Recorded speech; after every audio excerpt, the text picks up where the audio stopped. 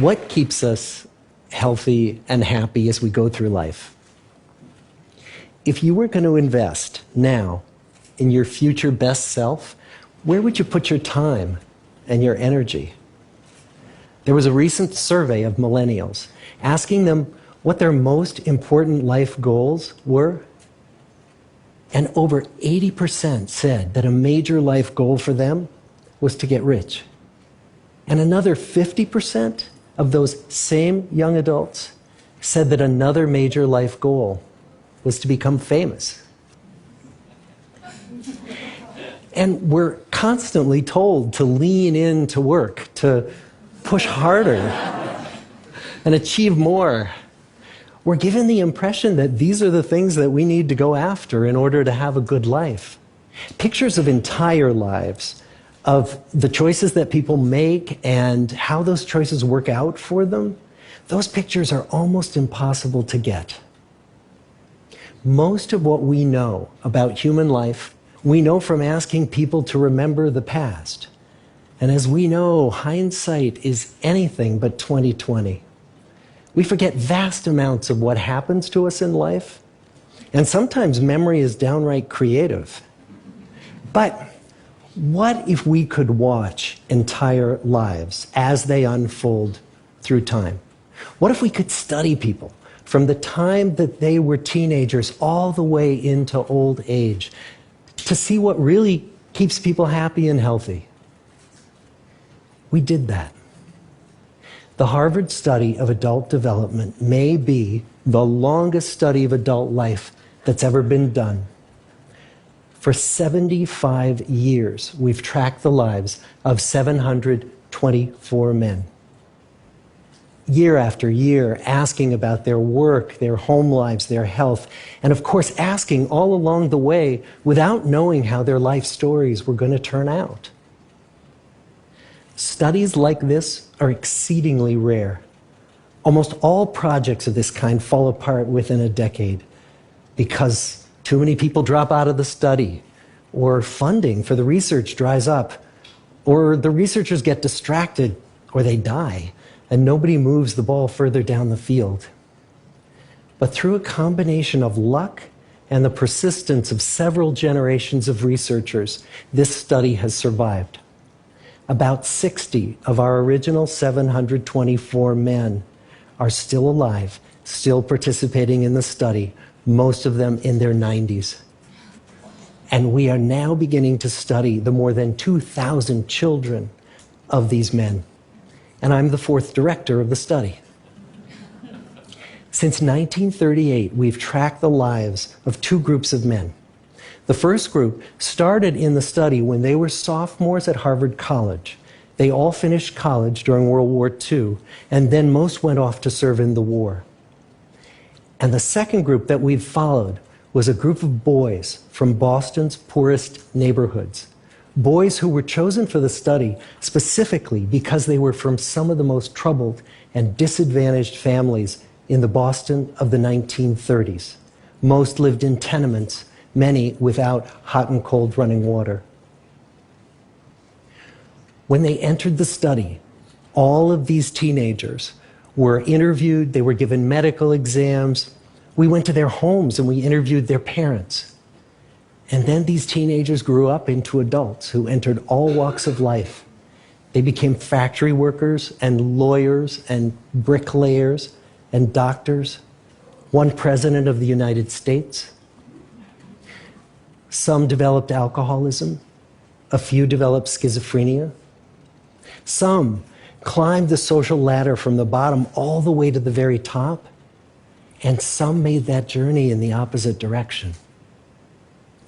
The founders of this study would never in their wildest dreams have imagined that I would be standing here today, 75 years later, telling you that the study still continues.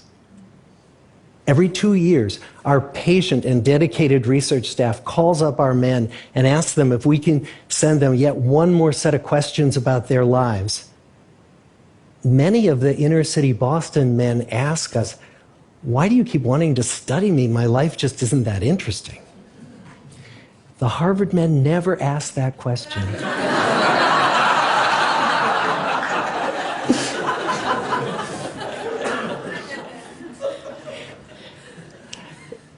get the clearest picture of these lives, we don't just send them questionnaires. We interview them in their living rooms. We get their medical records from their doctors. We draw their blood. We scan their brains. We talk to their children. We videotape them talking with their wives about their deepest concerns.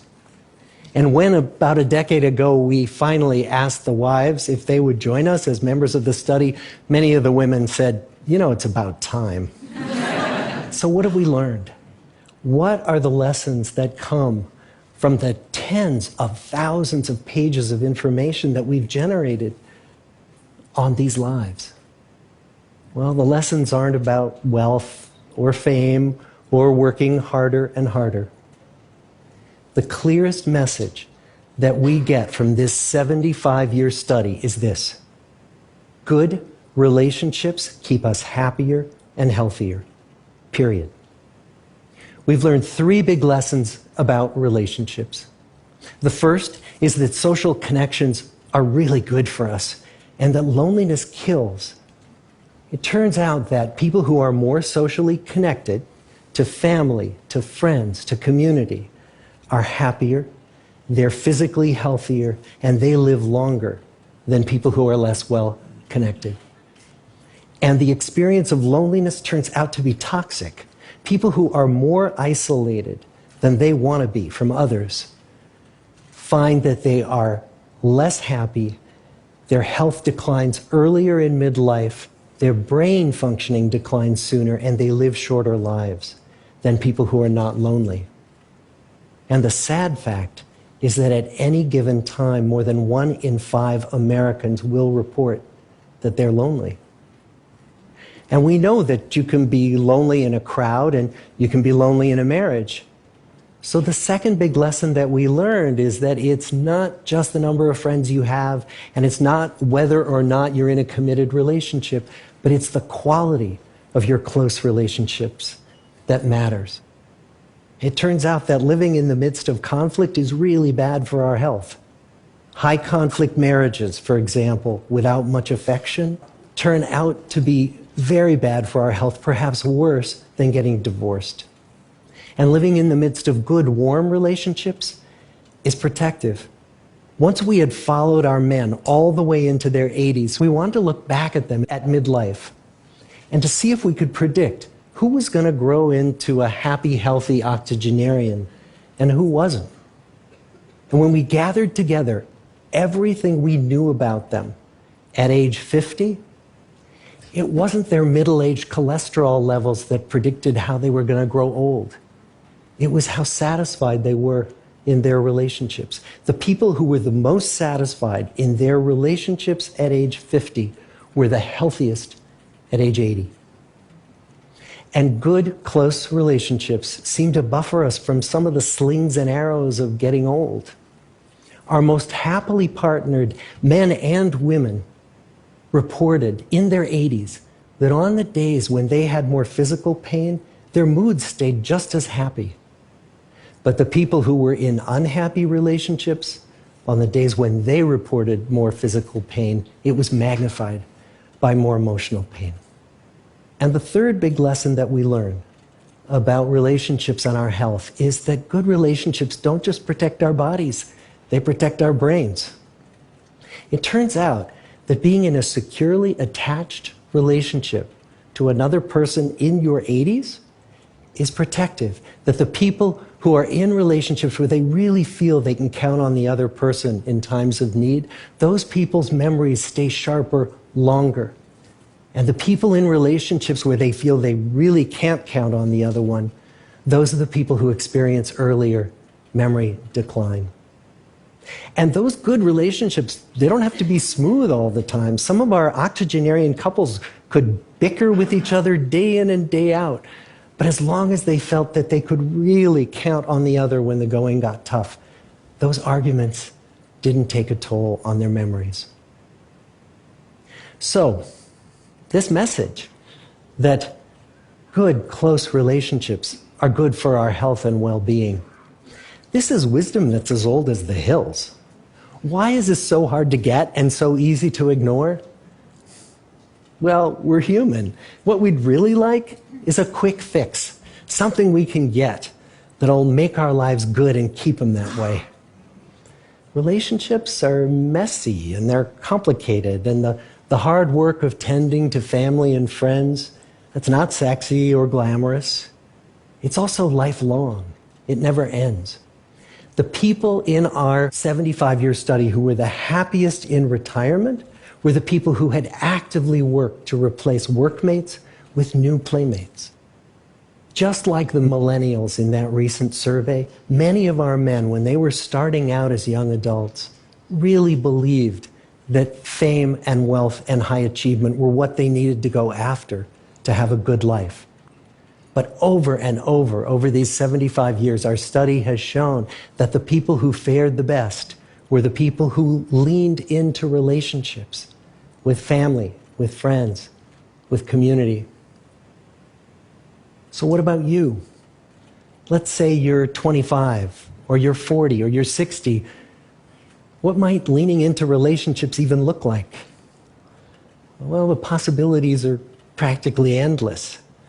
It might be something as simple as replacing screen time with people time, or livening up a stale relationship by doing something new together, long walks or date nights, or reaching out to that family member who you haven't spoken to in years, because those all too common family feuds take a terrible toll on the people who hold the grudges.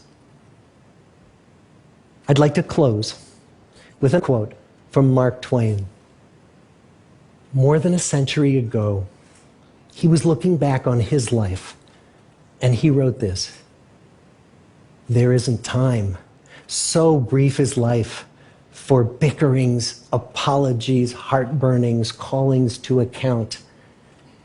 There is only time for loving, and but an instant, so to speak, for that.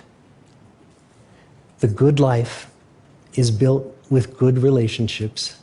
Thank you.